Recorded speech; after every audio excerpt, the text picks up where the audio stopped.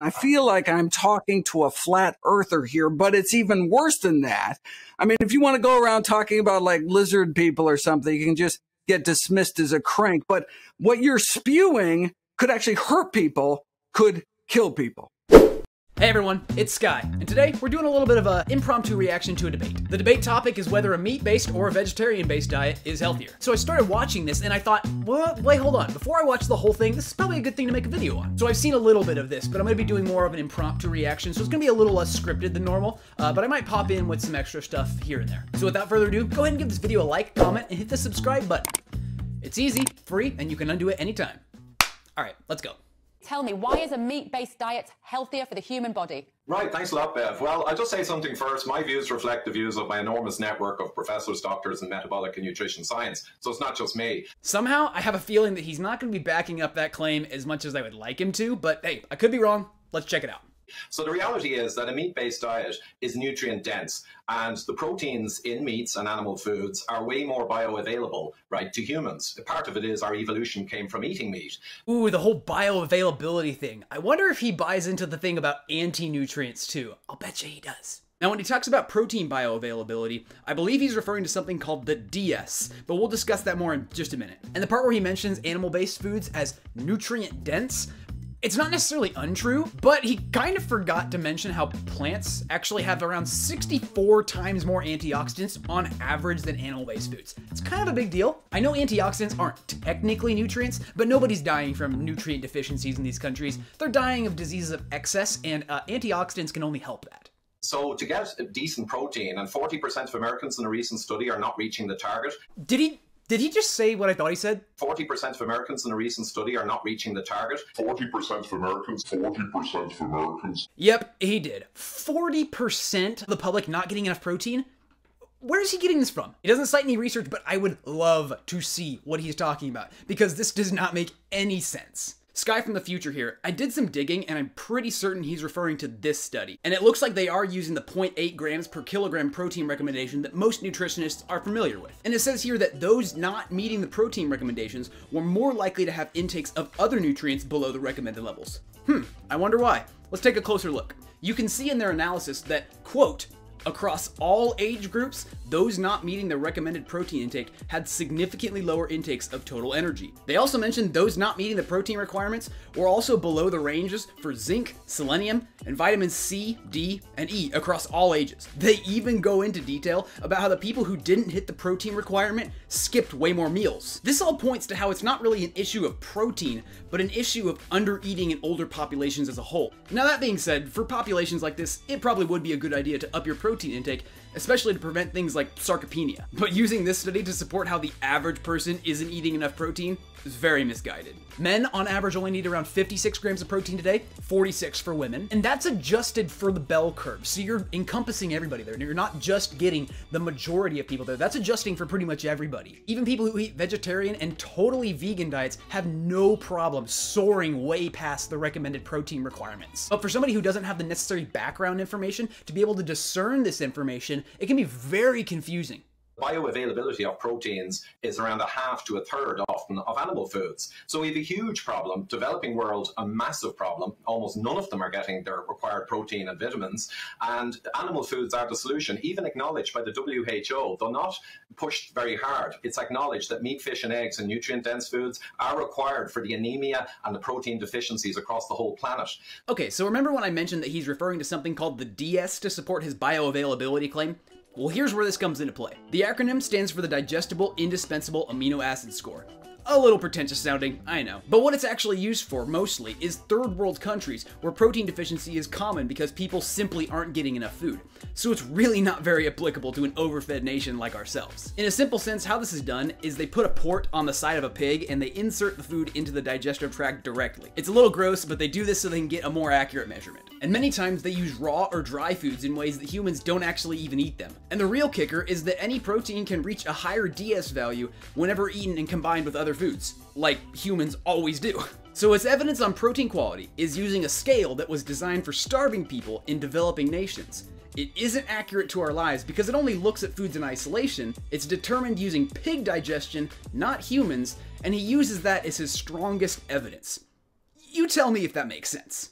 This isn't to say that the DS isn't useful, but it's very limited in its scope. This study summed it up pretty nicely. It's long, so I'll let you pause if you want to read this. Now, I don't want to strawman this guy or put words in his mouth, but he seems to be making the argument that because developing nations have problems with specific nutrient deficiencies, and the health organizations that recommend these things to these impoverished people, that we should like do the same thing, and that the answer is the same for all of us.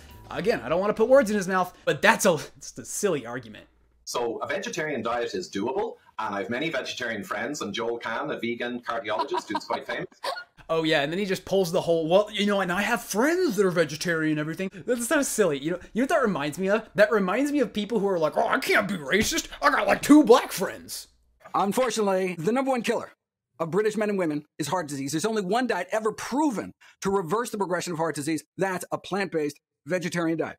If that's all a plant-based diet could do, reverse the number one killer of men and women, shouldn't that be the default diet until proven otherwise? And the fact that can also be so effective preventing, arresting, or reversing other leading killers like type 2 diabetes and high blood pressure would seem to make the case for plant-based eating simply overwhelming. People aren't dying of deficiency diseases. People are dying of excess. Well, shoot, maybe I don't need to make this video in the first place, because Michael Greger did a pretty dang good job at responding to those points. He's referring to some of these studies like the Ornish and Esselstyn trials, showing that the progression of heart disease can actually be reversed. And just like he said, there's also great research showing that it can reverse the process of other leading killers too.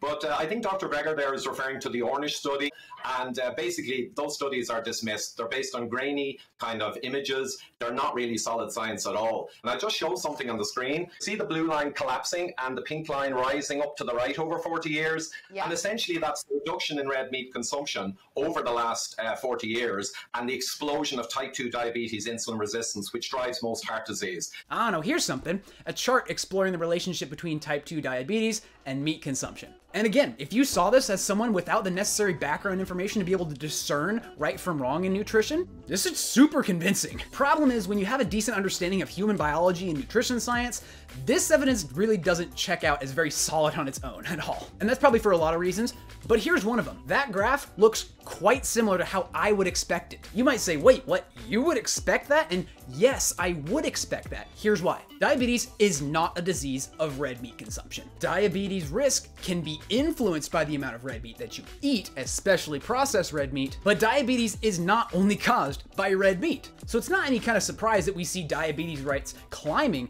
while red meat is decreasing, because there's like a million different things that contribute to diabetes, and Americans are pretty bad at almost all of them.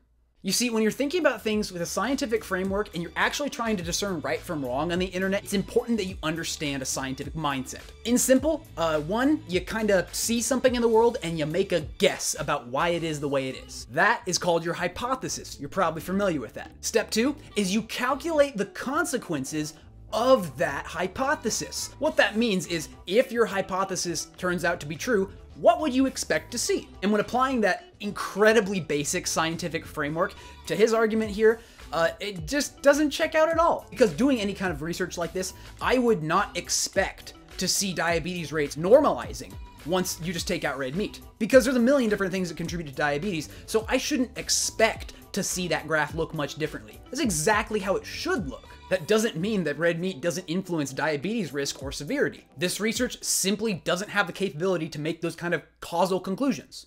Lots of things have changed over the last few decades. That's what's called ecological evidence. It's the lowest rung of evidence. The fact that overall population consumption has gone up or down versus disease rates. What we want are interventional studies where you can actually prove you can reverse the leading killers of Britons with a diet centered around plant foods, reducing one's intake of meat, eggs, dairy, and junk. My chart was all the diseases that are lower rates in vegetarians. And so beyond the heart disease, there's lower rates of cancer, dementia. And in fact, I ran out of space. There's also lower gout, on and on. Dr. Dean Ornish, the heart disease reversal study, was published in the most prestigious medical journal in the world, The Lancet. So Dr. Greger does something that's a little bit atypical of him here. He actually doesn't cite much actual research. But I think this is just in the interest of time, though, since it's a short format. But the things in his paper are clearly based on the peer-reviewed scientific consensus, like this study on heart disease, this one on diabetes, certain cancers, blood pressure, arthritis. It just goes on, and it all really checks out. I don't like sounding super one-sided or biased, but vegetarians and vegans have lower rates of those diseases.